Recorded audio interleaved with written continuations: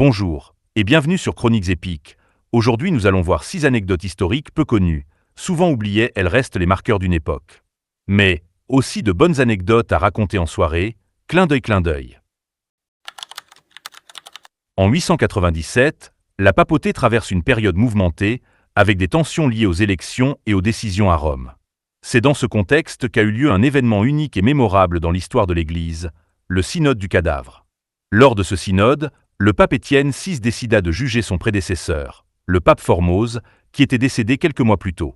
Le cadavre de Formose fut exhumé, soigneusement habillé de ses vêtements pontificaux et placé sur un trône.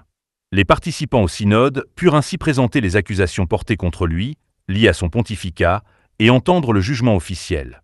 Même si le défunt ne pouvait évidemment pas répondre, le tribunal procéda selon les règles établies à l'époque et rendit son verdict. Le cadavre fut ensuite déclaré coupable, dépouillé de ses habits sacrés et jeté dans le Tibre, le fleuve de Rome.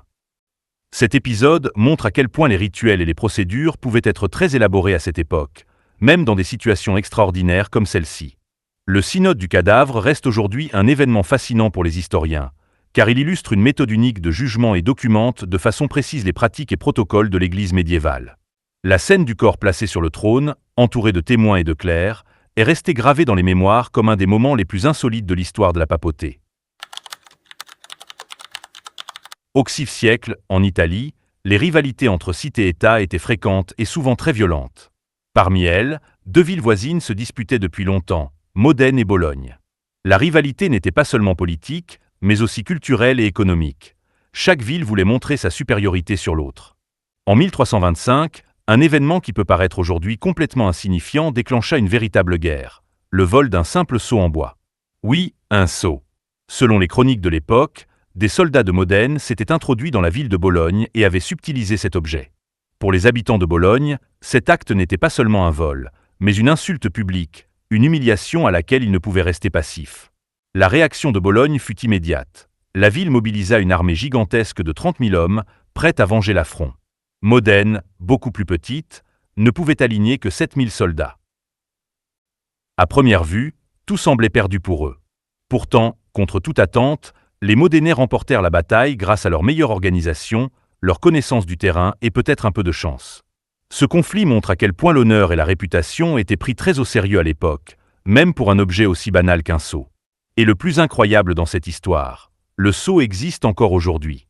Il est conservé à Modène comme un symbole de cette victoire improbable et reste un témoignage fascinant des querelles parfois absurdes du Moyen-Âge italien. Une guerre déclenchée par un objet si insignifiant nous rappelle que dans l'histoire, ce sont souvent les détails les plus surprenants qui marquent les esprits et la mémoire collective. Dans la Rome antique, l'empereur Caligula, qui régna de 37 à 41 après Jésus-Christ, est resté célèbre pour ses décisions souvent spectaculaires et parfois difficiles à interpréter. Parmi les épisodes les plus mémorables de son règne se trouve l'histoire de son cheval favori, Incitatus, qu'il aurait élevé au rang de sénateur.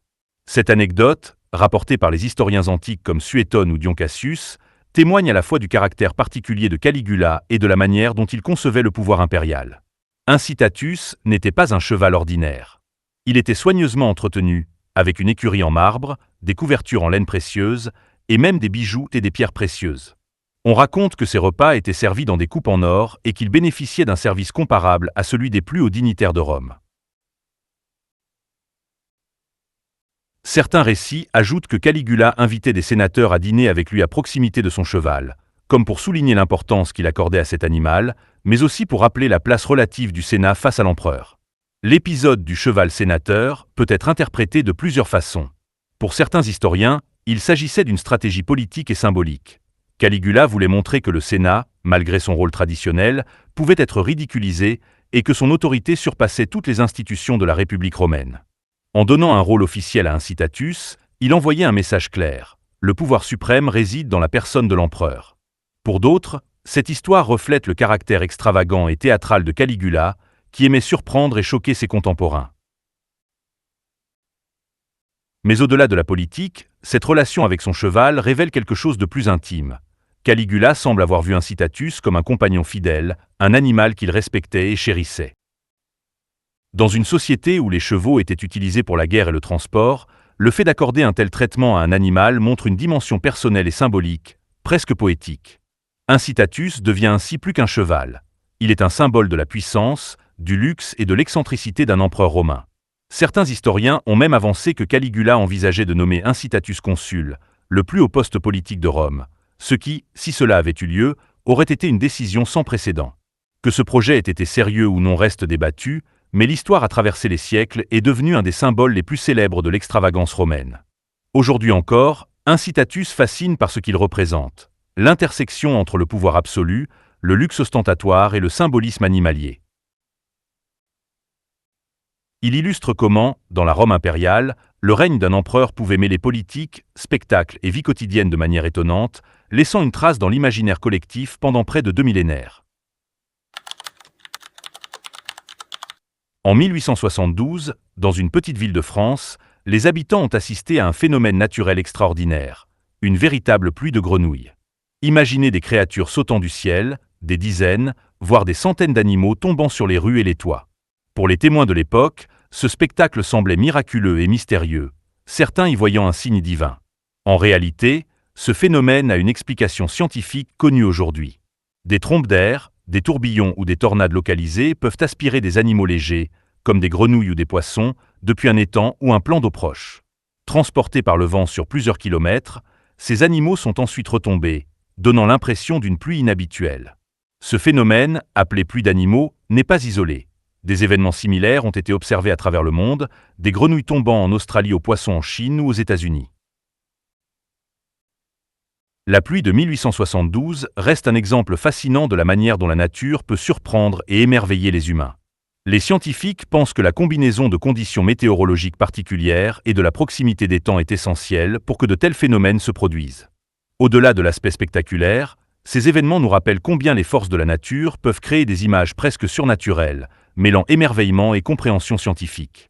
Ainsi, cette pluie de grenouilles n'était ni un présage ni un miracle, mais une démonstration impressionnante des lois physiques et météorologiques, captant l'imagination des habitants tout en restant un sujet d'étude pour les météorologues et biologistes jusqu'à aujourd'hui. En 1886, des archéologues en Égypte ont découvert une momie qui a immédiatement attiré l'attention par son aspect terrifiant. Cette momie, surnommée la momie hurlante, présentait un visage figé dans une expression de crainte ou de douleur, avec la bouche grande ouverte comme si elle était en train de pousser un cri éternel. Pour les visiteurs et les premiers chercheurs, l'image était à la fois fascinante et inquiétante. Un cadavre figé dans une expression si humaine et si intense qu'il semblait presque vivant. Cette momie a suscité de nombreuses hypothèses. Certains ont pensé qu'il s'agissait d'un châtiment post-mortem ou que la personne avait subi un empoisonnement ou une mort violente. D'autres ont avancé l'idée d'une malédiction, renforcée par le folklore et la fascination des Européens pour l'Égypte ancienne à cette époque. Aujourd'hui, les chercheurs estiment que cette expression étrange est liée à la technique de momification utilisée. Lors du processus de déshydratation et de traitement du corps avec des résines et des bandages, il arrivait que la mâchoire reste bloquée, donnant l'impression que la personne hurle pour l'éternité. Ce phénomène n'est donc pas un signe de souffrance post-mortem, mais plutôt un résidu des pratiques funéraires égyptiennes, combiné à l'effet dramatique du visage figé. La momie hurlante continue de fasciner historiens, archéologues et visiteurs. Elle illustre non seulement l'art complexe de la momification, mais aussi la manière dont le corps humain peut conserver des expressions surprenantes à travers les siècles, rappelant à la fois la fragilité de la vie et l'ingéniosité des anciens Égyptiens dans leurs rites funéraires. En 525 avant Jésus-Christ, le roi perse Cambyse II, fils du célèbre Cyrus le Grand, entreprit une expédition audacieuse pour conquérir l'oasis de Siwa, située dans le désert libyque en Égypte. Cette région était stratégique, car elle abritait un temple réputé pour son oracle d'Amon, et contrôler Siwa renforçait le prestige et l'autorité du roi perse sur l'Égypte et ses territoires voisins. Pour mener cette campagne, Cambyse envoya une armée impressionnante de 50 000 hommes à travers le désert. Mais le voyage s'annonçait périlleux. Les conditions dans le désert étaient extrêmes, avec des températures écrasantes, un manque d'eau et des tempêtes de sable fréquentes. Selon l'historien Hérodote, le destin de cette armée fut tragique et mystérieux. Une gigantesque tempête de sable aurait enseveli vivants les soldats, les rendant incapables de continuer leur marche ou de survivre aux conditions hostiles. Cette disparition massive reste aujourd'hui l'un des grands mystères archéologiques et historiques. Aucune trace concrète de l'armée n'a été retrouvée, et certains chercheurs pensent qu'il pourrait s'agir d'une exagération ou d'une interprétation dramatique par Hérodote. D'autres avancent que la combinaison du désert impitoyable, de la logistique difficile et des erreurs de navigation auraient simplement conduit à la mort de nombreux soldats sans qu'aucune trace matérielle durable ne subsiste. L'histoire de cette armée disparue illustre la difficulté des campagnes militaires dans des environnements extrêmes à l'époque antique, où même une force considérable pouvait être anéantie par la nature. Elle rappelle également la puissance et l'ambition de Cambyse II, prêt à risquer des milliers de vies pour atteindre ses objectifs et affirmer son autorité sur des territoires lointains. Ainsi, la légende de cette armée engloutie par le désert continue de captiver l'imagination, mêlant mystère, aventure et tragédie dans l'histoire antique de l'Égypte et de l'Empire perse. Ces anecdotes sont maintenant terminées. Abonnez-vous pour suivre toujours plus d'informations historiques, un like si vous avez aimé ce contenu, un commentaire pour des idées de sujets à traiter. À bientôt.